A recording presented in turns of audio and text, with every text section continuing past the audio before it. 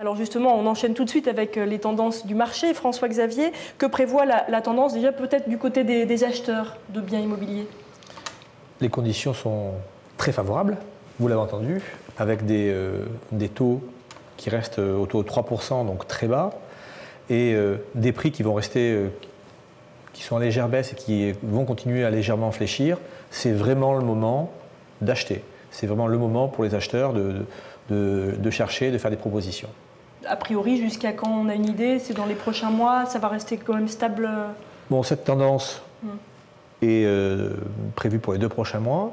Ça fait quand même quelques temps que ça dure et elle devrait se poursuivre.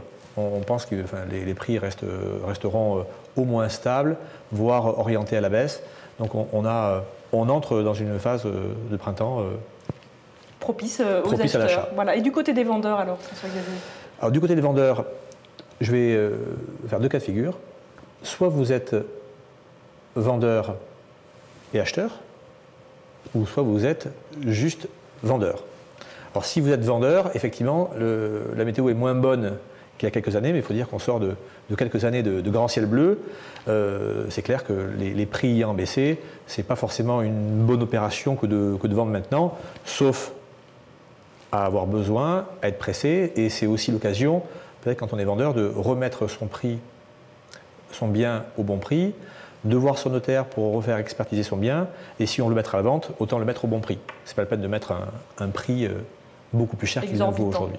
Exactement. Deuxième cas de figure, quand on est vendeur mais acheteur dans la foulée. Voilà, si vous êtes vendeur et acheteur, vous allez effectivement peut-être perdre un petit peu d'argent par rapport à l'acquisition que vous avez faite il y a quelques années sur votre bien que vous allez vendre.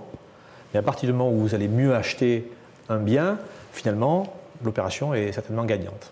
Alors, pour résumer, en fait, il vaut mieux être acheteur, premièrement, peut-être après vendeur et acheteur, et puis après, voilà, juste vendeur, c'est vrai que c'est un peu plus compliqué pour les vendeurs. C'est plus compliqué aujourd'hui, mais quand on a vécu une telle euphorie sur les prix, on revient, à mon avis, à une réalité à des prix beaucoup plus raisonnables.